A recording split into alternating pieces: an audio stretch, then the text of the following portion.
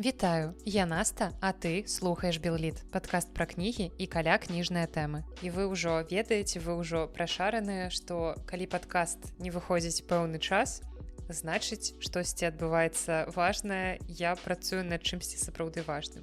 І гэтым разам атрымалася менавіта так. Учора, 20 лютага, мы нарэшце адкрылі папярэдні заказ на кнігу Рэбекі Кван «Yellow Face», якую я пераклала. Мне дагэтуль цяжка паверыць, што кніга выйдзе ўжо зусім хутка, засталося менш за месяц. 15 сакавіка кніга выйдзе з друку, хаця ў друк мы яе яшчэ не запусцілі. У друк яна пойдзе хутчэй за ўсё ў панядзелак, таму у мяне засталіся літаральна апошнія дні, апошнія штрышкі нейкія да гэтай карціны агульнай. Я перачытваю тэкст, яшчэ ўношу нейкія праўкі, але разумееце, што гэта ўжо такія абсалютна касметычныя праўкі, нічога радыкальнага я не праўлю, можа быць там дзесьці памяняць нейкае слова ці літару, але глыбей я не лезу, таму што зразумела, што кожны перакладчык, да і кожны пісьменнік наогул, кожны чалавек, які стварае нейкі тэкст, ён можа удасканальваць яго проста да бясконцасці. Нешта перапісваць, нешта дапісваць, нешта выкідаць, нешта наадварот дадаваць. І гэта працэс, які, калі яго не спыніць, можа сапраўды працягвацца вечнасць, таму ты проста ў нейкі момант дамаўляешся сам сабой, што ўсё. Вось у такім выглядзе гэты тэкст пойдзе да людзей, і ты больш не маеш, па сутнасці, над ім ніякай улады. Таму я дачытваю гэты тэкст апошні раз, каб потым мы адправілі яго ў друк, і ўсё. Мне застанецца проста чакаць, сядзець, скрыжаваўшы пальчыкі, трымаючы пальчыкі за тое, каб вы зрабілі як мага больш папярэдніх заказаў. Таму адразу у самым пачатку падкаста пачынаю з жорсткай рэкламы, але падкаст мой, магу себе рэкламаваць колькі хачу, і што вы мне зробіце. Вы можете што зрабіць? Вы можете пайсці ў апісанні да выпуска, перайсці па спасылцы і аформіць папярэдні заказ на кнігу Yellow Face. Калі вы яшчэ не чулі, што гэта за кніга, то я наогул не ведаю, вы першы раз у маім падкасці. Жартую, зразумела, што вы можете не ведаць, што гэта за твор, таму я тут, каб вам расказаць пра яго зусім коротка, але каб натхніць вас на пакупку. Гэта сапраўдны літаратурны трыллер, але трыллер не ў тым сэнсе, у якім вы сабе ўяўляеце трыллеры. Вам хутчэй за ўсё падумалася пра штосьці такое крывавае, магчыма, хтосьці кагосьці забіў, нейкая ганятлівая атмасфера. У гэтым творы сапраўды ёсць гэтая атмасфера, але гэты твор не пра забойствы, смерць там ёсць, і гэтая смерць адбываецца літаральна на першых старонках, але нічога крывавага, праўда, смерць гэта апісваецца там неаднаразова і даволі падрабязна. Але тым не менш, гэта твор, які хутчэй пра літаратурны свет, пра тое, як функцыянуе літаратурны свет за мяжой, але ў прынцыпе ёсць шмат падабенстваў з нашай сістэмай, а таксама гэта вельмі актуальная кніга пра тое, як мы жывём у нашым сучасным грамадстве. Калі ты можаш аказацца закэнселеным, адмененым літаральна па любой прычыне, няважна, ты публічная асоба, не публічная, ты проста чалавек, які вядзе свой аккаунт у твітары, ці ты сапраўды нейкая знакамітасць, якая проста ляпнула нешта не падумаўшы. А таксама гэта кніга пра прагу да нейкай улады, умоўна, да папулярнасці, да таго, каб быць знакамітым, і як мы часам перад гэтай прагай абсалютна бездапаможныя і гатовыя проста ісці па галавах дзеля таго, каб дасягнуць сваёй мэты. Плюс гэтая кніжка з добрым пачуццём гумару, з вялікай колькасцю выкарыстання ў ёй поп-культуры. Тут сустракаюцца імёны сучасных літаратараў, сучасных спевакоў, нейкіх знакамітасцяў. Тут вельмі шмат завязана на інтэрнэце і на жыцці ў інтэрнэце, на сацыяльных сетках, на тым, як функцыянуе Twitter, Reddit, Tumblr, умоўна, што там яшчэ, Instagram, вось усе гэтыя соцсеткі, як людзі ў іх жывуць, як ствараюцца пэўныя экасістэмы нават у гэтых соцсетках, і як гэта ўплывае на наша рэальнае жыццё, таму што, як кажуць героі ў гэтай кнізе, Твітер часам яшчэ больш рэальны, чым сапраўднае рэальнае жыццё. Так што, калі вы цікавіцеся сучаснай літаратурай, а настолькі сучасная літаратура па-беларуску з'яўляецца вельмі рэдка. У нас не так шмат аўтараў актуальных. Гэтая кніга выйшла ў 23-м годзе, і вось яна ўжо ёсць у нас па-беларуску, як ёсць, будзе хутка, менш за месяц.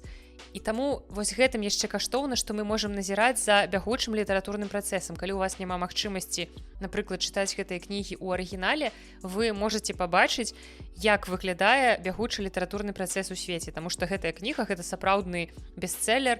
Нядаўна яны святкавалі тое, што гэтая кніга прадалася накладам больш за 1 мільён асобнікаў. Выйшла такое спецыяльнае выданне, залатое афармленне. Звычайна ў яе жоўтая вокладка, а тут спецыяльна было зробленае такое афармленне пад золата. Вельмі хачу сабе знайсці гэтую кнігу просто для калекцыі паставіць на паліцу, бо ў мяне ёсць маё звычайнае выданне ў цвёрдай вокладцы, у мяне ёсць выданне ў цвёрдай вокладцы па-ўкраінску і выданне ў мяккай вокладцы па-польску. Таму што я зазірала ў розныя пераклады падчас працы, таму што нягледзячы на тое, што гэты твор даволі сучасны і, вядома, яго было перакладаць у нейкай ступені прасцей, чым перакладаць ззянне, таму што гэта зусім іншы тэкст, зусім іншы ўзровень працы наогул, але тым не менш гэта вельмі сучасны тэкст. І разумееце, як цяжка перакладаць сучасныя тэксты, каб не памыліцца з выбарам адпаведнага слова, каб разумець, а як людзі гавораць, а як ужо не гавораць, якія словы мы можам выкарыстоўваць пры перакладзе, а якія не можам. І гэта ўсё сапраўды даволі няпроста, але тым не менш я атрымала велізарную асалоды, перакладаючы, па-першае, кнігу, якую я вельмі моцна полюбіла, калі толькі яна выйшла, і чытаючы тады, я нават не магла падумаць, што аднойчы я яе перакладу. Насамрэч, прайшло так мала часу паміж момантам, калі я купіла яе яшчэ летам якога года, летам 2023 года у Будапешце ў кнігарні. Я мэтанакіравана ішла ў кнігарню ў пошуках гэтай кнігі. Я купіла яе ў кнігарні Oxford Bookshop, недалёка ад цэнтра горада. Я купіла яе і адразу пайшла ў кавярню гэтую кнігу чытаць. Я яе чытала, пакуль была там, потым у цягніку назад. І дачытваючы яе ў Беларусі, я ўжо асэнсавала, што вось, гэта тая літаратура, якой у Беларусі вельмі не хапае і якую мне хацелася перакладаць, таму што у нас перакладаецца даволі шмат класікі. І кажучы даволі шмат, я раблю такія лапкі двукосці пальцамі, таму што, вядома, гледзячы з чым параўноўваць. Калі параўноўваць з іншымі краінамі, то, зразумела, мы тут не ў самым лепшым святле паказваемся. Але калі параўноўваць з сучаснай літаратурай, то класікі ўсё ж такі, як мне падаецца, выдаецца крыху больш. І таму мне б хацелася, каб такой сучаснай актуальнай літаратуры было ўсё больш і больш, і каб вы мелі магчымасць знаёміцца з гэтымі творамі, не толькі з тымі творамі, якія можна прачытаць па-англійску. Бо мне здаецца, ўсё ж такі англійская мова больш распаўсюджаная і большая верагоднасць, што вы зможаце ўсё ж такі гэтыя творы прачытаць у арыгінале. А мне таксама яшчэ хацелася б, каб людзі знаёміліся з сучаснымі нямецкімі, сучаснымі французскімі аўтарамі, іспанскімі, італьянскімі, паколькі гэта, напрыклад, мовы, якімі я не валодаю, не магу прачытаць іх у арыгінале, і мне б вельмі хацелася, каб гэтая літаратура з'яўлялася ў нас і па-беларуску. І не толькі такая папулярная літаратура, таксама літаратура краін, магчыма, менш нам літаратурна вядомых, напрыклад, балгарская літаратура умоўная, якая-небудзь венгерская, славацкая. Усе гэтыя краіны, якія ў плане літаратуры для нас трошкі застаюцца цёмнымі плямамі, а часам і не толькі ў плане літаратуры, але і наогул у нейкім культурным плане. Таму я толькі за тое, каб сучасная актуальная літаратура перакладалася, нягледзячы на тое, што яна яшчэ не прайшла, магчыма, нейкую праверку часам, і мы не ведаем, вось Yellow Face, перакладаючы зараз на беларускую, які ўнёсак у беларускую культуру мы робім, ці настолькі ён вялікі, ці застанецца гэты твор у гісторыі, ці будуць яго там нашы дзеці, унукі перачытваць. Ніхто гэтага не ведае, таму пакуль мы можам гэта перакладаць і чытаць і знаёміцца з бягучым літаратурным працэсам за мяжой, мы будзем гэта рабіць. Таму яшчэ раз заклікаю вас далучацца да папярэдняга заказу, таму што зараз у вас ёсць магчымасць атрымаць кнігу па самай прывабнай цане, далей яна будзе трошкі большая, таму выдатная магчымасць сэканоміць, падтрымаць мяне, падтрымаць выдавецтва, каб я разумела, што тое, што мы робім, гэта недарэмна і сапраўды сучасная літаратура, пераклады сучаснай літаратуры на беларускую мову, яны камусьці патрэбныя, у вас ёсць патрэба ў іх, зацікаўленасць у іх, і гэта самае важнае. Ну, а яшчэ я записываю гэты выпуск 21 лютага ў міжнародны дзень роднай мовы, таму, нягледзячы на тое, што вы будзеце слухаць яго пазней, я ў любым выпадку хачу вас павіншаваць з гэтым днём, таму што дзень роднай мовы — гэта не нейкая там пэўная дата, вызначаная ў календары, адзначаная ў календары чырвоным. Дзень роднай мовы — гэта кожны дзень. Таму што мова — гэта тое, што спадарожнічае нам на працягу ўсяго жыцця, і мова — гэта адна з галоўных рэчаў, ну калі не самая галоўная, якой мы карыстаемся у нашым паўсядзённым жыцці, таму што ўсё завязана па сутнасці на мове, і без яе жыць даволі цяжка, як мне падаецца. Я не ведаю, я не спрабавала. І таму мне хацелася б, каб калі зараз у вашым жыцці роднай мовы не так і шмат, каб яе колькасць у вашым жыцці пастаянна павялічвалася і каб гэта адбывалася у тым ліку і свядома праз нейкія вашы намаганні, каб вы больш чыталі па-беларуску, каб вы больш глядзелі, магчыма, пісалі, гаварылі, але і каб гэта адбывалася несвядома, у тым ліку з дапамогай нас, выдаўцоў, калі мы акружаем вас беларускім контентом, беларускімі кнігамі, і вам няма куды падзецца, бо навошта чытаць Yellow Face у мярзотным рускім перакладзе, калі можна прачытаць Yellow Face па-беларуску. Таксама так, хвілінка самарэкламы. І каб іншыя стваральнікі контенту па-беларуску таксама акружалі вас гэтым контентам, і каб вы жылі ў гэтай цудоўнай беларускай бурбалцы і атрымлівалі асалоду ад беларускай мовы ва ўсіх сферах свайго жыцця. Каб яна была арганічнай часткай вашага жыцця, нягледзячы на тое, што вы жывяце зараз абсалютна ў розных месцах. Я часам гляджу на геаграфію праслухоўвання ў свайго падкаста і думаю, наколькі цікавыя часы, вось наколькі мы ў цікавы час жывём, што беларусы проста літаральна раскіданыя па ўсім свеце. І кожны раз, калі мы у выдавецтве атрымліваем новы заказ у замежжа, не толькі па Польшчы, я здзіўляюся, гэта здзіўленне кшталту «Ого, і там беларусы жывуць».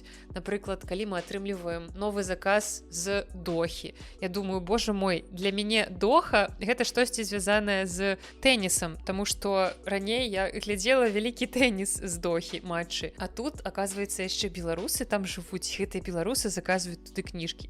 Ці там Новая Зеландыя. Новая Зеландыя, тое, што зразумела ў мяне, як у многіх іншых фанатаў «Валадара пярсцёнкаў», звязваецца са здымкамі фільма. Уласна, там «Валадар пярсцёнкаў» і здымаўся. Але там таксама ёсць беларусы, якія заказваюць нашы кнігі. Напрыклад, нядаўна было новае адкрыцце новых краінаў, калі мы адкрылі папярэдні заказ на Гаррі Поттера, у нас аформілі заказ адзін у Люксембург і адзін заказ у Таіланд. Ну, Таіланд, здаецца, такое даволі папулярнае месца для зімоўкі розных фрылансераў, але вось Люксембург – гэта таксама даволі незвычайна. Так што у тыя часы, калі мы знаходзімся ўсе ў розных краінах, у абсалютна розных моўных асяроддзях, вельмі важна для нейкага ўласнага душэўнага спакою разумець, хто мы ёсць, якая мова наша родная, нягледзячы на тое, што мы зараз усе вучым абсалютна розныя мовы, якія, магчыма, мы б і не хацелі вучыць. Я думаю, што многія з вас, хто жыве ў Польшчы, пакутаюць, спрабуючы вывучыць гэтую сапраўды даволі няпростую мову. Я не пакутаю, калі што, я яе дужа люблю. Але я разумею, што для многіх гэта можа падавацца чымсьці даволі няпростым. І вось у такія моманты важна, каб вы ўсё роўна разумелі, што у вас ёсць ваша мова, ваша родная беларуская мова, і вы ёй карыстаецеся ў жыцці, і гэта тое, што заўсёды будзе з вамі. Вы можаце пераехаць у іншую краіну замест польскай і пачаць вучыць якую-небудзь яшчэ больш экстрэмальную мову, я не ведаю, венгерскую. Паспрабуйце вучыць венгерскую, пасля гэтага вы зразумееце, што польская, божа мой, што там вучыць? Всё вельмі проста, падобна да беларускай. Але венгерская мова проста ўзарве вам мозг. Так што ўсё пазнаецца ў параўнанні. Але тым не менш беларуская мова гэта тое, што вы заўсёды возіце з сабой, у якую краіну б вы б не прыехалі.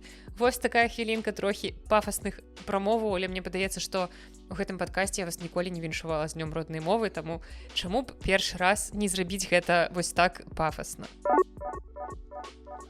Ну а цяпер пасля ўсіх аб'яў, пасля ўсіх віншаванняў, калі ўжо прайшла амаль палова падкаста, мы нарэшце уласна пераходзім да выпуска. Сёння гэта літнавіны студзеня, як і абяцала ў папярэдніх літнавінах, у гэтых будзе горача.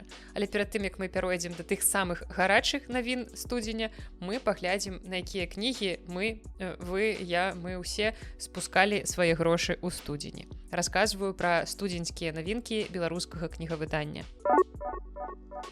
Пачнём з навінак ад выдаўца Рамана Цымберава, у якога ў студзені ў вядомай серыі «Галерэя чалавечай думкі» выйшаў логіка-філасофскі трактат Людвіга Вітгенштайна. Вось так, пачынаем з цяжкай філасофскай артылерыі.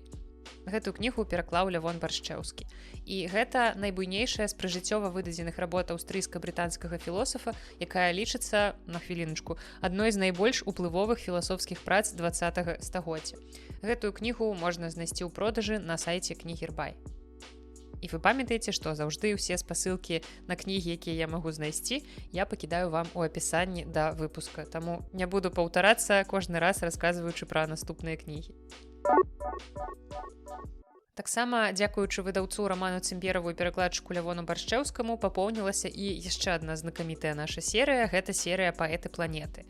І ў гэтай серыі выйшла новая кніга, зборнік любоўнай лірыкі лацінамоўнага нідерландскага паэта Яна Секунда. Я не ўпэўнена, як вымаўляецца гэтае прозвішча, хочацца яго вымавіць так жа, як слова «секунда», але, магчыма, націск тут ставіцца кудысьці ў іншае месца. Гэтую кнігу таксама можна знайсці на Кнігербай, а таксама ў кнігарні Акадэмкніга. Ну і яшчэ адна паэтычная навінка ў выдаўца Рамана Цымберава – гэта кніга вершаў літоўскага паэта Генрыкаса Радаўскаса у перакладах Лявона Баршчэўскага. Кніга выбранай паэзіі «Маланкі і вятры». Прадаецца ўсё там жа, усё тыя ж два чалавекі, Раман Цымбераў і Лявон Баршчэўскі, пачынаюць наш выпуск падкаста навінкамі вось такой цяжкай артылерыі. Вельмі прадуктыўнай.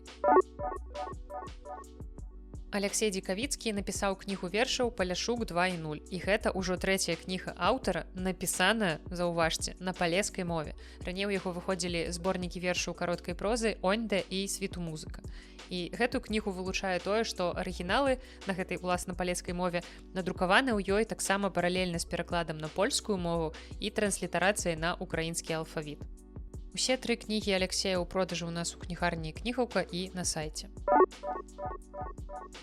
Далей пагаворым пра навінкі выдавецтва Пфляумбаум. Па-першае, там выйшла кніга выбранай паэзіі «Чароўны час» аўтаркі Гедры Казлаўскайты. Гэта літоўская паэтка, і з літоўскай мовы вершы пераклаў Уладзіслаў Гарбацкі. Гэту паэтку называюць адной з самых яркіх уплывовых фігур літоўскай паэзіі на сённяшні дзень, і па-беларуску яе кніга выходзіць упершыню. Што я ведаю пра сучасную літоўскую паэзію? Абсалютна нічога, таму проста даверымся тым, хто называе гэтую паэтку адной з самых яркіх і ўплывовых. Кніга таксама ўжо даступная на сайце і ў нашай кнігарні «Кнігаўка».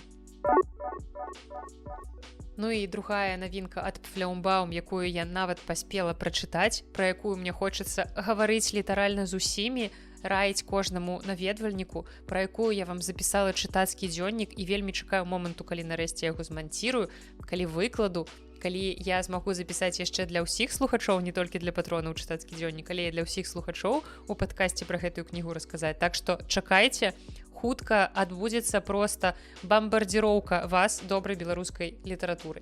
І гэтая навінка ад Пфляумбаум – гэта містычна-рэалістычны раман пісьменніцы Югасі Каляды, які называецца «Перамена месцаў». Магчыма, вы нічога не чулі пра гэтую аўтарку, таму што яна дэбютавала 20 гадоў таму, у 2005 годзе. Яна дэбютавала кнігай прозы «Галоўная памылка Афанасія», і з таго часу асобных кніг яе не выходзіла.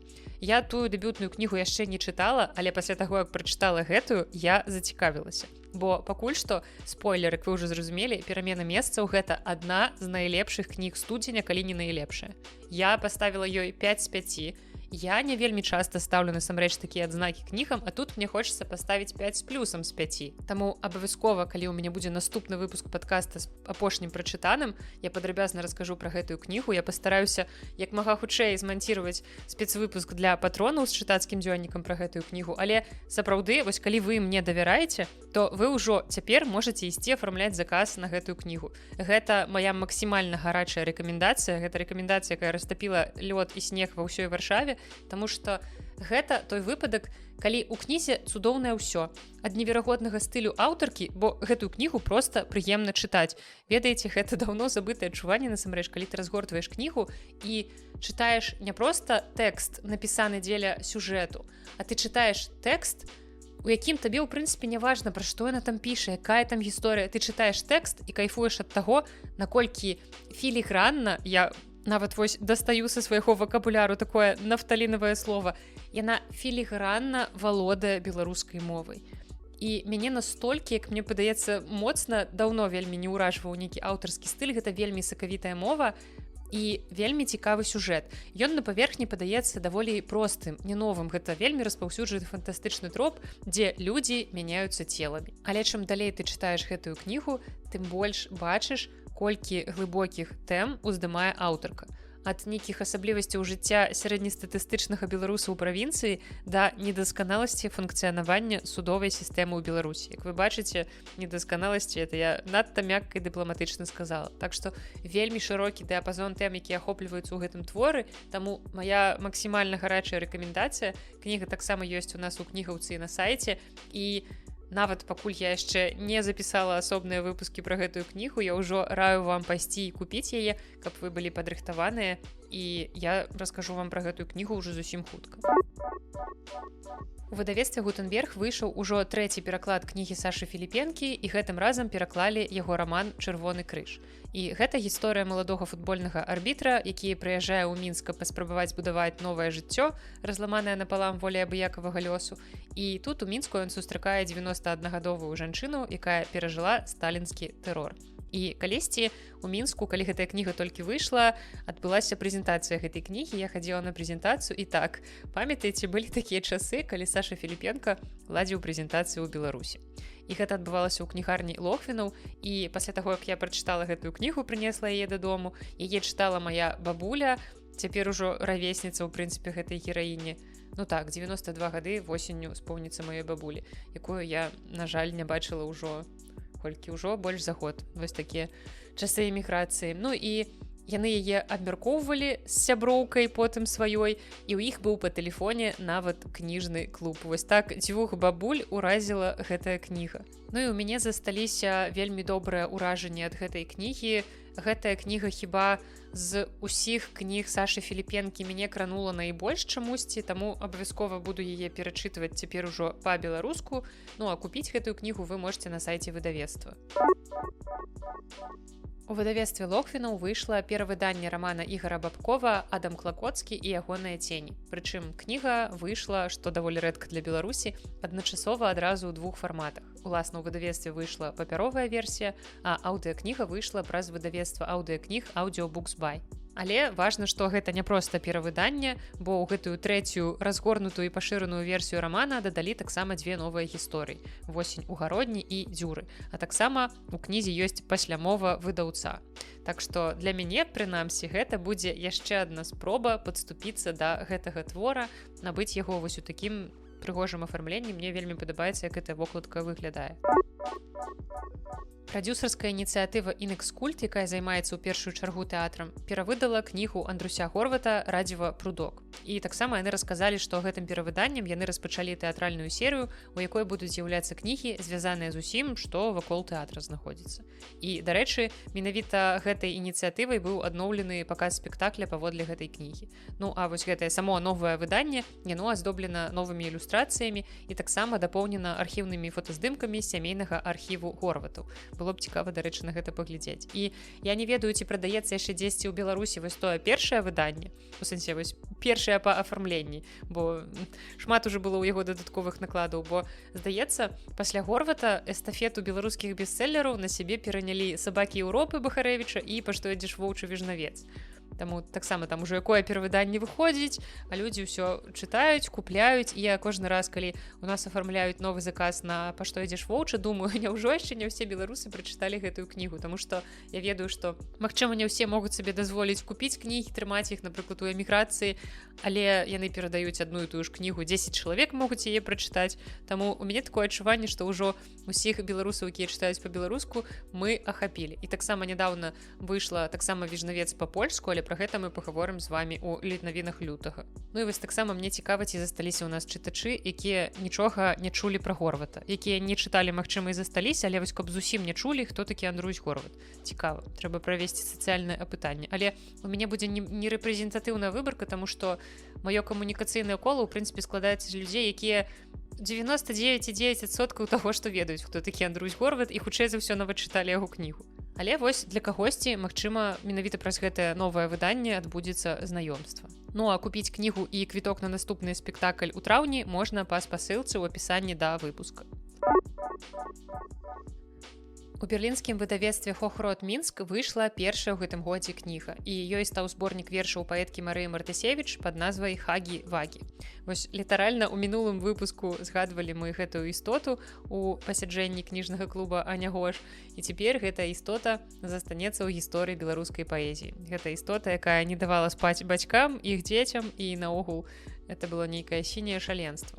А ў кнігу Марыі Мартысевіч увайшлі вершы, напісаныя аўтаркай у 20-23 годах, і мастацкае аздабленне кнігі зрабіла Кацярына Забела. Купіць гэтую кнігу можна на сайце выдавецтва.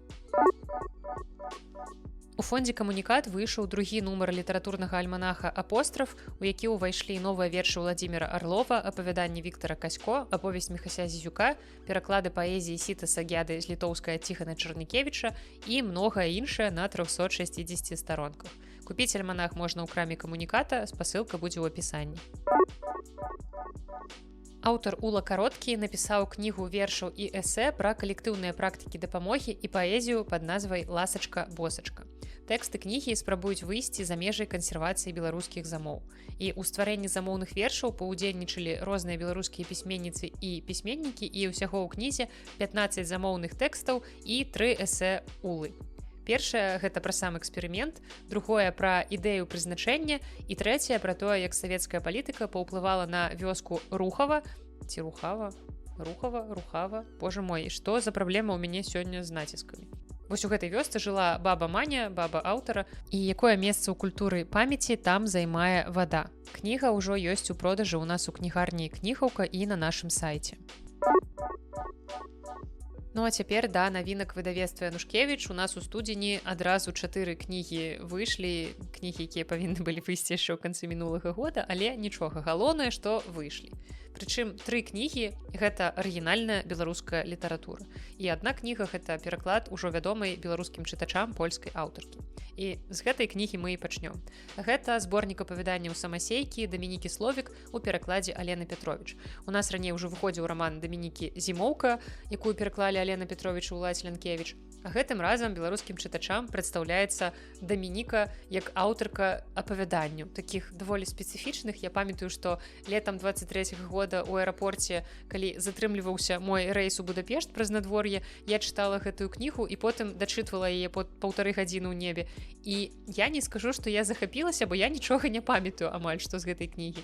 Таму цяпер хачу перачытаць у беларускім перакладзе і праверыць свае адчуванні. Бо «Зімоўку» я калісьці таксама чытала некалькі разоў, спачатку ў арыгінале, потым некалькі разоў чытала беларускі пераклад, і гэтую кнігу я, ў прынцыпе, люблю. Так што паглядзім, як у мяне складуцца адносіны з самасейкамі. За гэты час Дамініка паспела напісаць яшчэ і новую кнігу. Ну а самасейкі ўжо можна купіць у нас у кнігарні і на сайце.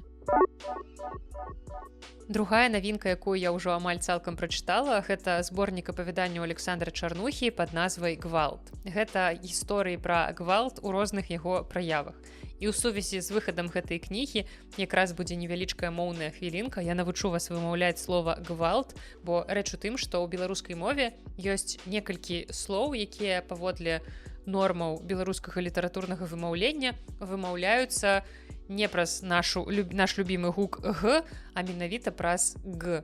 І вось якраз слова «гвалт» гэта адно з такіх слоў. Таксама праз «г» вымаўляюцца сярод такіх папулярных слоў, якія вы ўжываеце кожны дзень. Гэта, напрыклад, гузік і ганак. Вось проста запомніце, каб для вас гэта не было адкрыццём. І гэтае слова вымаўляюцца менавіта праз «г». Таму і зборнік Александра Чарнухі называецца «Гвалт». І, дарэчы, я тут нядаўна зразумела, асэнсавала плюсы працы ў выдавецтве. Іх даволі шмат, але вось, напрыклад, адзін з іх гэта тое, што я маю магчымасць пабачыць першую сустрэчу аўтара з яго кнігай. Таму што звычайна наогул першы чалавек, які бачыць кнігу надрукаванай, гэта ўласна супрацоўнік друкарні. Потым, калі гэтую кнігу запакоўваюць, высылаюць нам, мы бачым яе таксама вось сярод супрацоўнікаў выдавецтва. Мы ўсе супрацоўнікі выдавецтва, распакоўваючы ўсе гэтыя пакункі, палеты з кнігамі, мы бачым іх першымі. А ўжо пасля нас хутчэй за ўсё кнігу адразу пабачыць пакупнік. І часам губляецца вось гэты момант, калі пасля таго, як кніга прыбыла ў выдавецтва, яе адразу бачыць аўтар. Але калі вось ты назіраеш гэты момант, што аўтар сустрэўся са сваёй кнігай, гэта заўжды неверагодныя эмоцыі. Вось я пабачыла першую сустрэчу Сашы з яго зборнікам, пабачыла гэтага задаволенага чалавека і вырашыла ўзяць у яго невялікі каментарый пра гэтую кнігу для вас, каб ён натхніў вас на пакупку гэтай кнігі. Саша, раскажы нам пра сваю кніжку, так, каб людзі падумалі, што вось гэта тая кніжка, з якой я хачу правесці некалькі дзён свайго жыцця. Ну вось уявіце сабе палёт КДБшніка над мінскім цыркам, ці эксгумацыю мёртвага чыноўніка з труны, ці фабрыку беларускіх слёз для зняволеных. Усе гэтыя сюжэты ёсць у маёй кнізе. Гэта кніга пра адценні гвалту, таму што я лічу, што кожны з нас і ахвяра, і гвалтаўнік адначасова, і перш за ўсё трэба забіць дыктатара ў сабе. І мне падаецца, што ў гэтай кнізе ёсць акурат вось прастора для дыскусіі, каб паразмаўляць паміж сабою пра гэты спрадвечны беларускі гвалт. Людзі будуць нармальна спаць пасля гэтай кніжкі? Нехта, магчыма, не будзе, таму што вось Лукашук учора сказаў, што прачытаў апавяданне «Дядя і тётя сидели в тени деревьев», і у яго вырвалася нецэнзурнае слово, калі ён дачытаў, не таму, што апавяданне дрэннае, таму што, ну вось, чарнуха, ну навошта ты калупаешся там, ты і так баліць. Ну, таму мне падаецца, што яе варта прачытаць проста, каб парэфлексаваць, таму што прасторы для рэфлексіі там вельмі прыдатныя. Супер, дзякуй вялікі. Чытаем гвалт і слухаем і глядзім Міністэрства сепультуры. Ну і калі Саша пераканаў вас купіць кнігу, то я запрашаю вас у кнігарню «Кнігаўка» ці на наш сайт. Кніга ў продажы, і, дарэчы, за студзень кніга трапіла на другое месца у топ-5 продажаў на ўсіх нашых пляцоўках. Гэта і кнігарня, і сайт, і Алегра, і Амазон, то бок усё сабранае разам. І вось Саша на другім месцы пасля Толкіна. Мне падаецца, што гэта нават можна лічыць за першае месца. Так што перадаём прывітанне Сашу, які зараз як сапраўдная рок-зорка ў сваім амерыканскім турнэ вандруе па беларусах Амерыкі, прадстаўляючы свае кнігі. Ну і заклікаю вас купляць гэтую кнігу. Яна, магчыма, не самае пазітыўнае, прыемнае чытво для нашых няпростых часоў, але тым не менш, ведаеце, і такое часам трэба чытаць. Хаця я разумею, што гэта, магчыма, трошкі маё адхіленне, бо калі мне сумна, я магу слухаць сумную музыку, і мне не стане ад гэтага горш. Калі мне дрэнна і я чытаю нейкія цяжкія няпростыя кнігі, мне таксама ад гэтага не стане горш. І нават калі мне добра, я магу слухаць сумную музыку і чытаць сумныя няпростыя кнігі, мне ўсё роўна будзе добра. То бок літаратура трошкі па-іншаму на мяне ўздзейнічае, не так, што я, чытаючы нешта цяжкае, яшчэ глыбей апускаюся ў гэтую проста бездань безвыходнасці. Часам трэба пачытаць вось і штосьці такое сур'ёзнае, што прымусіць нас вось так, як быццам бы нам няёмка на гэтым крэсле рухацца і спрабаваць усесціся неяк ямчэй, але колькі б мы не рухаліся, ўсё роўна лепш нам не стане. Вось прыкладна так я магу апісаць гэтую кнігу, але тым не менш кніга вельмі цікавая, вельмі патрэбная, і падпісантаў на Патрыоне ўжо хутка чакае чытацкі дзённік, прысвечаны гэтай кнізе. Наша трэцяя навінка – гэта аповесць маладога беларускага пісьменніка Макара «Апошняе пакаленне». Гэта ледзь не першая беларуская кніга, якая была прэзентаваная пры дапамозе буктрэйлера. У нас наогул буктрэйлеры – гэта не вельмі распаўсюджаная практыка. Так, у нас яны ёсць. Я не магу сказаць, што гэта першая беларуская кніга, якая наогул была такім чынам прадстаўленая, але менавіта ў прасоўванні кнігі, вось бук-тизер да таго, як кніга выйшла, трэйлер у дзень выхаду кнігі. Вось такім чынам, мне здаецца, што ў нас асабліва кнігі і не прадстаўлялі. Вось буктрэйлеры, я памятаю, у нас рабілі да прэміі Гідроіці. Гэта было сапраўды цікава, а тут вось проста кніга выйшла з вельмі прыхожым кіношным буктрэйлерам. І гэты твор, гэта даволі маладзёжная аповесць, падзеі якой разгортваюцца ў Беларусі пасля 2020 года. Гэта твор пра выбар, які маладыя беларусы, якія засталіся жыць у Беларусі, робяць штодзённа. Хтосьці проста жыве, як быццам нічога не здарылася, вось гэтай філасофіяй карыстаючыся, а што случилось, а хтосьці неяк спрабуе змагацца, гэта нейкая падпольная барацьба, яны змагаюцца сваімі метадамі як могуць. І вось гэты твор пра то, як проста моладзь жыве, спрабуе кахаць, працаваць, нешта рабіць, ствараць вось у такіх умовах. Таму раю вам паглядзець трэйлер на гэтую кнігу, магчыма, ён натхніць вас на яе чытанне. Кніга ў продажу ў нас у кнігарні Кнігаўка і на сайце. Ну і чацвёртая наша навінка, аўтар якой хаваецца пад псеўданімам, а магчыма, гэта і не аўтар, можа, гэта аўтарка. Я ўсё ведаю, але вам нічога не скажу. Як у выпадку з Камілай Цень, я рэальна не ведаю, а тут я ўсё ведаю, але буду маўчаць. Бо ў прадмове да кнігі наогул паведамляецца, што створаная кніга пры дапамозе штучнага інтэлекту пад назвай «Клёк штучны». Бачыце, нечакана штучны інтэлект урываецца ў выпуск літнавін яшчэ да саміх навін, а толькі на этапе кніжных навінак. Таму чытайце кнігу, вам вырашаць, ці паверыце вы ў штучнае паходжанне аўтара, ці ўсё ж такі аўтарскі стыль вам нагадае нейкага знакамітага літаратара. Ці літаратарку. Усё можа быць. І, дарэчы, дагэтуль кніга ўжо выходзіла ў аўдыафармаце, таму, магчыма, хтосьці з вас яе ўжо паспеў паслухаць, як я цудоўным голасам Крысціны Дробыш. Ну і калі кніга вам спадабалася ў фармаце аўдыа, то цяпер вы можете паставіць на паліцы гэтую кнігу ў папяровым выглядзе і нават можете яе перачытаць. Я ўжо і паслухала, і прачытала. Я думаю, што таксама магчыма варта для патронаў па гэтай кнізе запісаць чытацкі дзённік, бо яна невялічкая, моя любімая умова для чытацкіх дзённікаў, каб кніга чыталася даволі хутка, каб гэта не расцягвалася на некалькі дзён, на тыдзень, каб я проста тупа не забыла, што я казала наогул у пачатку. Таму калі вы хочаце пачуць чытацкі дзённік на гэтую кнігу, гэта пытанне для патронаў, то можете напісаць у каментарыях, ці хацелі б вы яго пачуць. Ну а для ўсіх слухачоў разбор гэтай кнігі будзе трошкі пазней. А пакуль што гэтую кнігу я магу параіць, як я гэта раблю ў кнігарні, тым, хто далучаны да нашай секты сведкаў Зінаіды Юр'еўны. Калі вось вам даспадобы дэтэктывы Камілы Цень, то можете паспрабаваць пачытаць і Клёка штучнага. Дэтэктыўная завязка, трошачкі фантастычна-містычных элементаў і выдатнае пачуццё гумару. Спасылка на пакупку папяровай і аўдыёкнігі будзе ў апісанні да выпуска. Ну і вельмі прыемная рубрыка, у якой я расказваю, на якія мовы перакладаюць беларускую літаратуру. І сёння ў ёй раман Альгерда Бахарэвіча «Плошча перамогі». У перакладзе на шведскую мову гэтая кніга выйдзе ўжо зусім хутка ў сакавіку. І пра гэта сам Альгерд, які, дарэчы, у студзені адсвяткаваў сваё 50-годдзе, з чым мы яго няхай запознена, але тым не менш віншуем. Ён расказаў пра гэта ў сваім фейсбуку са спасылкай на стакгольмскае выдавецтва «Эрзац». Ну, па-першае, я віншую наогул з гэтай падзеі Альгерда, таму што вельмі прыемна працаваць у выдавецтве, якое выдае кнігі аднаго з найбольш значных пісьменнікаў нашага пакалення. Як той казаў, будзе пра што расказаць дзецям і ўнукам. Хаця, мне здаецца, там наогул цэлы серыял атрымаецца, але не як я сустрэла вашага тату, а як я сустрэла ўсіх гэтых класікаў беларускай літаратуры. Ну і вяртаючыся да навіны, цікавы факт, што пераклаў кнігу на шведскую мову Стефан Эріксон. Я думаю, што вам знаёма імя гэтага чалавека, які вельмі шмат зрабіў для беларускай літаратуры і добра валодаў беларускай мовай. Гэта колішні амбасадар Швецыі ў Беларусі. Таму чакаем, калі кніга выйдзе, калі шведы з ёй пазнаёмяцца і атрымаем першыя шведскія рэцэнзіі на беларускі раман.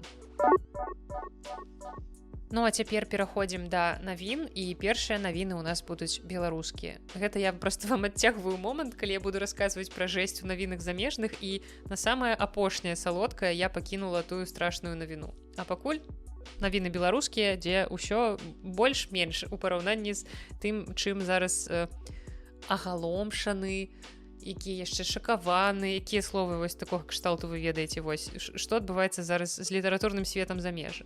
Ну а ў нас у Беларусі распачаты прыём заявак на прэмію імя Наталлі Арсеньевай, якой ганаруюць найлепшыя паэтычныя кнігі папярэдняга года. Права намінавання маюць самі аўтары, аўтаркі паэтычных кніг, выдавецтвы, сябры журы, сябры аргкамітэта, нейкія творчыя аб'яднанні, культурніцкія інстытуцыі і таксама літаратурныя СМІ.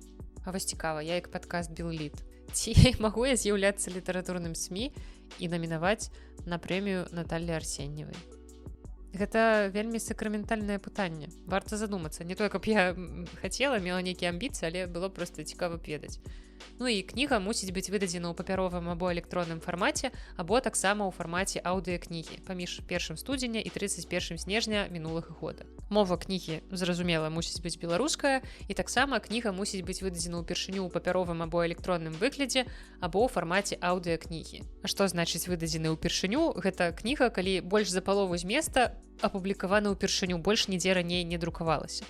І вось, дарэчы, вы маглі, магчыма, ўжо заўважыць і пачуць гэтае цікавае новаўвядзенне прэмій, што з гэтага года можна намінаваць і аўдыёкнігі. Раней такога не было, як вы бачыце, аўдыёкнігі развіваюцца. Перадаю прывітанне Audiobooks By. Гэта сапраўды даволі цікава, пры тым, што я не памятаю, ці шмат я чула апошнім часам менавіта кніг, якія выходзілі ў фармаце аўдыё паэтычныя, але тым не менш класна, што такая магчымасць для намінацыі з'явілася. Так што паэты, паэткі, якія мяне слухаюць, якія летась выдалі кнігу, запрашаю вас да ўдзелу. Таксама ўсе гэтыя вось пералічаныя інстытуцыі, аб'яднанні і гэтак далей. Калі ласка, заклікаю вас да ўдзелу. Форму для падачы заяўкі я пакіну ў апісанні да выпуска.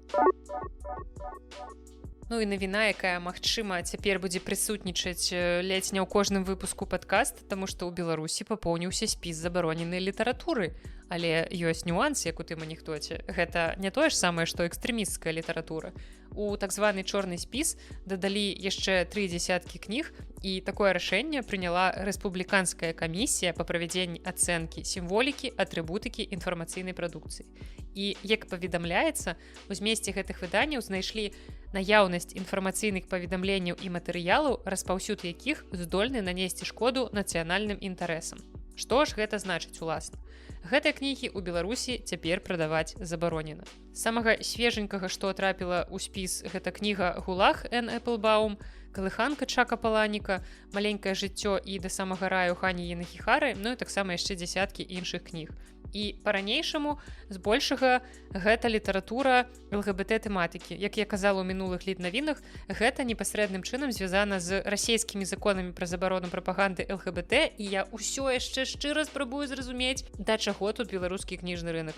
У нас няма такіх законаў, як, адкуль і чаму яны гэта робяць, я не разумею. Але, магчыма, мне нават не трэба спрабаваць гэта зразумець, інакш мой мозг проста выбухне. Але, ну, як быццам бы, у нас не ўпершыню гэтае непрыемнае адчуванне, што мы вось з усходнім нашым суседам гэта адна краіна. Таму што законы прымаюць у іх, а выконваць чамусьці павінны мы. Загадка. Ну, як бачыце, нічога такога асабліва страшнага, нават улічваючы забароненыя кнігі, у Беларусі не адбывалася ў літаратурным свеце за апошні час, таму на гэтым з беларускімі літнавінамі ўсё, але вось замежны літаратурны свет гарыць, таму паступова будзем падступацца і да гэтых навін. Як вы, магчыма, ўжо чулі, я спадзяюся, што 8 лютага ў нас выйшаў Гары Потэр і Келіх агню, таму сёння мы пачынаем гэтыя навіны замежныя з навін Гары Потэраўскіх. У Великабрытаніі ледзь не выкінулі рэдкае першае выданне Гары Потэра за 40 000 фунтаў. Гэта амаль 50 000 даляраў. Кніга была выпушчана ў 1997 годзе. І гэты асобнік, які ледзь не выкінулі, знайшоў кіраўнік аўкцыённага дома NLB Дэніэл Пірс. Кніга належала памерламу мужчыну, сваякі якога і абсалютна паехаўшыя людзі збіраліся яе выкінуць. Як у гэтых людзей рука паднялася проста на святое выкінуць Гары Потэра. Ну і зразумела, калі гэтай сям'і нябожчыка расказалі, якую суму можна атрымаць за гэтую кнігу, яны ўсе былі ў захапленні і раптам сталі фанатамі Гары Потэра. Паводле слоў Дэніэла Пірса, кніга ў выдатным стане, яна вельмі добра захавалася, таму што доўгі час яна захоўвалася ў бібліятэцы. Мужчына патлумачыў, што ў 97 годзе было выдадзена 500 экземпляраў першай часткі Гары Потэра і 200 з іх накіравалі ў крамы, а астатнія трапілі ў школы і бібліятэкі. І гэтую кнігу апазналі па тых памылках, якія дапусцілі выдавецтва пры друку першага накладу. Так што, бачыце, памылкі былі нават у Гары Потэры. Напрыклад, на задняй вокладцы ў слове «філасофскі» прапушчана літара, а на 53-й старонцы 2 разы паўтараецца адна і тая ж фраза. Ну і ў чэрвені 24 года падобны экземпляр пусцілі з малатка за 45 000 фунтаў стэрлінгаў. Гэта каля 55 000 даляраў. Вось так, жывеш ты, думаеш, што твой дзед, дзядзька, сваяк які-небудзь, ён проста нейкі гік паехаўшы, які збірае нейкія кніжачкі па Гары Потэры, а потым хлабысь, і ты можаш за ягоную кніжку атрымаць даволі шмат грошай. Так што, калі ласка, прыглядаецеся вось да ўсіх гэтых паехаўшых гікаў, якіх вы такімі лічыце. Магчыма, аднойчы вам у спадчыну пяройдзе іх бібліятэка. У Великабрытаніі выпусцілі манету з усёвядучым вокам Big Brother. Калекцыйную манету выпусцілі ў гонар 75годдзя з дня смерці брытанскага пісьменніка Джорджа Оруэлла, аўтара антыутопіі 1984, у якой гэты персанаж быў сімвалам таталітарызму. Акрамя вока, на гэтай манеце выгравіраваныя дзве цытаты з рамана, гэта Big Brother is watching you, мабыць, самая вядома, і There was truth and there was untruth, таксама даволі знакамітая фраза. І манета наміналам 2 фунты стэрлінгаў паступіла ў продаж 15 студзеня, і яе прадаюць па цане ад 17,5 фунтаў.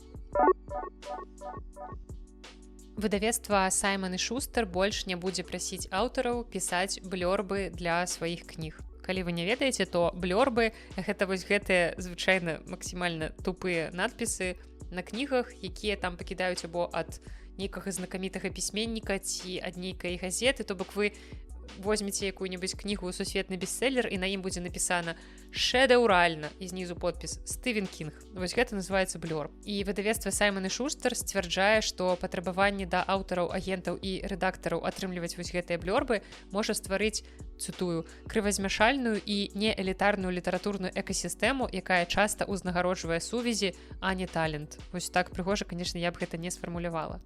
Бо калі вы купляеце нейкую новую кнігу, то вы звычайна прывыклі, што бачыце на яе вокладцы нейкія хвалебныя водгукі іншых аўтараў. Пісьменнік звычайна крыху больш вядомы, чым аўтар той кнігі, якую вы ўласна купляеце, трымаеце ў руках, можа назваць гэтую кнігу, як я ўжо сказала, шэдэўральнай, узрушаючай, неверагодна разумнай. Карацей, усе гэта абсалютна бессэнсоўныя словы, і гэта меркавана робіцца для таго, каб прыхільнікі вось гэтага больш вядомага пісьменніка, які напісаў блёрб, рызыкнулі купіць вось гэтага менш вядомага, бо раз Стывен Кінг сказаў, што гэта шэдэўральна, то як я магу яму не паверыць? Але я успамінаю, як я чытала кнігу, здаецца, «Девушка в поезде», гэты дэтэктыў, і там быў подпіс ад Стывена Кінга, які казаў, што гэта штосьці накшталту найлепшага там дэтэктыва-трылера, які ён чытаў за апошні час. І гэта быў момант, які, па-першае, зруйнаваўся проста абсалютна ўвесь мой давер да Стывена Кінга і да ўсяго, што ён калісьці пісаў у блёрбах на іншых кніжках, таму што гэтая кніга была шчыра даволі слабой. Вось, і мне было трошачкі сумна так, што Стывен Кінг так пра яе сказаў. Але я мяркую, што проста Стывен Кінгу заплацілі, а можа нават не заплацілі. Мне падаецца, што гэта такі дзед, які бясплатна можа вось гэтая надпіс шэдэўральна раскідваць налева і направа. То бок ён, магчыма, гэтую кніжку нават і не чытаў. Хаця, ну не, ладно, яна была даволі папулярнай у свой час, выйшла экранізацыя, а Стывен Кінг даволі актыўна цікавіцца сучаснай масавай культурай, то хутчэй за ўсё ён з кнігай знаёмы, але я не ўпэўненая, што ён прям аж настолькі ёй уразіўся. Ну, карацей, вы зразумелі сутнасць таго, што не заўсёды мы ўпэўненыя, што вось гэтыя словы на вокладцы адпавядаюць праўдзе. І таму, магчыма, хутка мы больш не ўбачым такой колькасці аўтарскіх надпісаў, таму што Шон Мэнінг, выдавец вось гэтага імпрынта Саймон і Шустер у ЗША, напісаў эсэ для Publishers Weekly, у якім патлумачыў, што з гэтага года ён больш не будзе патрабаваць ад аўтараў атрымліваць надпісы для сваіх кніг. Бо мне падаецца, што гэта такая абсалютна дурацкая практыка, і я не ведаю, магчыма, гэта проста я такая разумная, ведаеце, не купляюся вось на гэта. А ёсць людзі, якія рэальна, калі бачыць у кнігарні кнігу, на якой блёрб ад, напрыклад, іх улюбёнага аўтара, яны могуць купіць гэтую кнігу чыста таму, што вось Стывен Кінг напісаў гэтае шэдэўральна слова на гэтай кнізе. Але я не ведаю, мне ўсё ж такі падаецца, што такіх людзей меншасць, і гэтыя блёрбы ўжо не выконваюць такой функцыі, для якой, магчыма, калісьці задумваліся. Насамрэч, гэта цікавая думка. Можете напісаць мне ў каментарыях ваше меркаванне на гэты конт. Ці звяртаеце вы ўвагу на гэтыя надпісы, ці важныя яны для вас? Ці бывала такое, што вы наогул калісьці проста купілі кнігу, таму што пабачылі на ёй нейкі ухвальны водгук ад чалавека ці інстытуцыі, там, не ведаю, нейкага часопіса, якому вы вельмі моцна давяраеце і якога вы любіце. Ну і цяпер у канцы вам самая гарачая навіна, якая насамрэч, калі шчыра, яна уласна літаратурныя пытанні закранае не так моцна, але яна можа мець наступствы, якія неяк адлюструюцца ў літаратурнай творчасці, таксама у кінавытворчасці, але пра ўсё па парадку. У 2024 годзе, гэта адбылося яшчэ летам, брытанскі пісьменнік Ніл Гейман, якога вы, я думаю, усе добра ведаеце, апынуўся ў цэнтры скандалу пасля таго, як яго абвінавацілі ў сексуалізаваным гвалце. І вось слова гвалт, на жаль, узнікае ў гэтым падкасці яшчэ раз. Як я ўжо сказала, летам 24-го года першыя абвінавачанні з'явіліся. Дзве жанчыны, у тым ліку былая няня яго дзіцяці, заявіла пра грубыя дзеянні сексуальнага характару без іх згоды. Ну і вось чаму гэта ўсё неяк так раскруцілася, звярцелася апошні час, бо ў студзені 25-го года выданне Vulture апублікавала артыкул, у якім 8 жанчын абвінавацілі Геймана ў сексуалізаваным гвалце.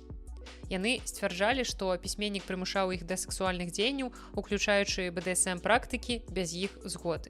І некаторыя з гэтых жанчын падалі заявы ў паліцыю. Сам Гейман катэгарычна адпрэчыў усе абвінавачванні, ён заявіў, што ніколі не ўступаў у сексуальныя адносіны без згоды. Ён адзначыў, што, магчыма, ён быў, цытую, эмацыйна недаступным і эгаістычным у адносінах, але ўсе яго сексуальныя сувязі былі добраахвотнымі. Ну і пасля з'яўлення гэтых абвінавачванняў некалькі праектаў, звязаных з Гейманам, былі прыпыненыя або адмененыя. І вось тое, што я казала ў пачатку, уласна, сама навіна, яна ніякага дачынення да літаратуры не мае, таму што гэта асабістае жыццё пісьменніка.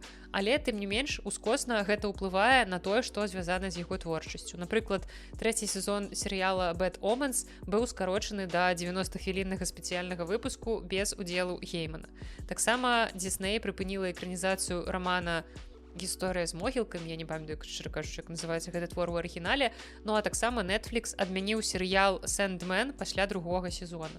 Ну і наогул абвінавачанні супраць Геймана выклікалі вельмі шырокі рэзананс у літаратурнай супольнасці, падзяліўшы меркаванне грамадскасці і калег пісьменніка. Таму што, як мне здаецца, часцей падобныя рэчы адбываліся апошнім часам у кіношным асяроддзі. Мы чулі даволі шмат гісторый пра рэжысёраў, акцёраў, магчыма, стендап-комікаў, я згадваю Луіса Сікея, усіх гэтых людзей, якія абвінавачвалі ў той ці іншай ступені ў гэтым сексуалізаваным гвалце.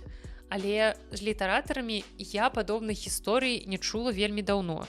І насамрэч тут важна адзначыць, што падобныя абвінавачанні ў гвалце, у такіх злачынствах сексуальнага характару могуць мець вельмі сур'ёзныя наступствы для кар'еры і рэпутацыі таго, каго абвінавацілі, нават калі гэтыя людзі не былі прызнаныя вінаватымі ў судзе. Нават калі будзе суд і чалавека апраўдаюць, усё роўна вялікая верагоднасць, што вось гэты след, вось гэтая гісторыя ўся застанецца з ім яшчэ на нейкі час. Магчыма, нават на вельмі працяглы, магчыма, нават і на ўсё жыццё. Уся гэтая сітуацыя – гэта яшчэ адзін прыклад таго, як абвінавачванні такія могуць паўплываць на кар'еру і рэпутацыю вядомых асоб. Нягледзячы на адсутнасць пакуль што нейкіх судовых рашэнняў, грамадская думка і рэакцыя ўсёй гэтай індустрыі, яны ўсё роўна маюць вялікі ўплыў. І таксама, як мне падаецца, гэтая гісторыя, гэта яшчэ адна добрая нагода наогул падумаць над пытаннем, наколькі правамерна наогул выносіць прысуд без доказаў. Вось як аддзяліць рэальнае злачынства ад нейкіх ілжывых абвінавачванняў? Ці можна наогул давяраць? Ці можна пасля такіх скандалаў аднавіць рэпутацыю? Гэта ўсё вельмі важна, таму што у наш час, калі ўся інфармацыя, дзякуючы інтэрнэту, распаўсюджваецца проста імгненна. Важна вельмі захоўваць крытычнае мысленне, правяраць усе факты і памятаць, што любая гісторыя мае некалькі бакоў. Таму сёння я тут расказваю вам пра гэту гісторыю, не выносячы ніякіх меркаванняў на гэты конт, таму што я нічога не ведаю. Я ведаю столькі ж, колькі і вы, тое, што нам паказваюць у навінах. Я бачу толькі гісторыі гэтых жанчын, і тут, ведаеце, пакуль няма нейкіх канкрэтных рэальных доказаў, а што можа быць гэтым доказам, я не ведаю, відэа, аўдыазапіс, вось пакуль нічога гэтага няма, тут, як у любой падобнай сітуацыі, ёсць іх слова супраць яго слова. Таму не абвінавачваючы Ніла Геймана, але таксама з павагай да жанчын, якія, магчыма, пацярпелі, хочацца сказаць, што трымайце сябе ў спакоі і не кідайцеся абвінавачваць чалавека, калі вы не маеце абсалютнай упэўненасці ў тым, што ён нарабіў, у тым, што дакладней тое, што адбылося, ён нарабіў, што гэта наогул адбылося, як у гэтай сітуацыі. Я разумею, што для таго, каб расказаць падобнае жанчыне, трэба мець вялікую мужнасць і вялікую смеласць. І мяне таксама заўжды абурае, калі жанчына, напрыклад, маўчала шмат гадоў, а потым выказалася, і яе за гэта пачынаюць абвінавачваць. Пачынаецца вось гэты victim blaming, маўляў, а што ты маўчала столькі гадоў, а чаму ты наогул цяпер захварыла, асабліва калі сітуацыя звязаная з кімсьці знакамітым, ты, мабыць, грошай ягоных захацела. І я думаю, вось нават калі б мне вельмі моцна хацелася грошай, я б не стала выдумляць нейкую гісторыю, каб выставіць сябе на паказ, асабліва ў гісторыях, якія звязаныя з сексуалізаваным гвалтам. Не ведаю, не настолькі, мабыць, я люблю грошы, каб вось так, калі яшчэ адкрыецца, што я насамрэч нахлусіла, то гэта піпец і маёй рэпутацыі, нават калі я не самы вядомы чалавек, все роўна гэта тое, што застанецца са мной да канца жыцця. То бок у чалавека павінны быць вельмі важкія прычыны для таго, каб вырашыцца расказаць падобнае. Таму проста будзем чакаць апдэйтаў гэтай гісторыі і спадзявацца, што ўсё вырашыцца найлепшым чынам магчымым для гэтай сітуацыі. А я насамрэч нават не ведаю, які тут будзе найлепшы чын вось гэты самы. І каб вы не асабліва загрузіліся ў канцы, я вам раскажу анекдот, трошкі такі анекдот у стылі The Last of Us, калі вы глядзелі гэты серыял, паводле гульні, там гераіня Эллі чытала такія з пэўнай кніжачкі жарты, такія сухія, чарнаватыя, трошкі абсурдныя. Вось літаратурны анекдот з гэтай рубрыкі. Чаму пісьменнік перастаў хадзіць у бібліятэку? Таму што там яго кнігі стаялі ў раздзеле фантастыка, а ён пісаў аўтабіяграфію. Вось тут павінен быць гук цвыркуноў. І тут мы падышлі да завяршэння сённяшняга выпуску падкаста. Літнавіны студзеня усе перад вамі. Страшныя, нястрашныя, цікавыя, змрочныя, абсалютна розныя. Я спадзяюся, што хаця б нейкая кніжка з тых, што выйшлі ў студзені, вас зацікавіла. Магчыма, вы ўжо штосьці купілі, магчыма, штосьці захацелі купіць пасля таго, як я расказала пра гэтую кнігу. І таксама заклікаю вас далучацца да папярэдняга заказу на Yellow Face. Так, я цяпер буду гаварыць пра гэта шмат і часта, пакуль кніга не выйдзе. Як той казаў, паняць і прасціць. А на сёння гэта ўсё. З вами была Наста і падкаст Белліт. Да сустрэчы.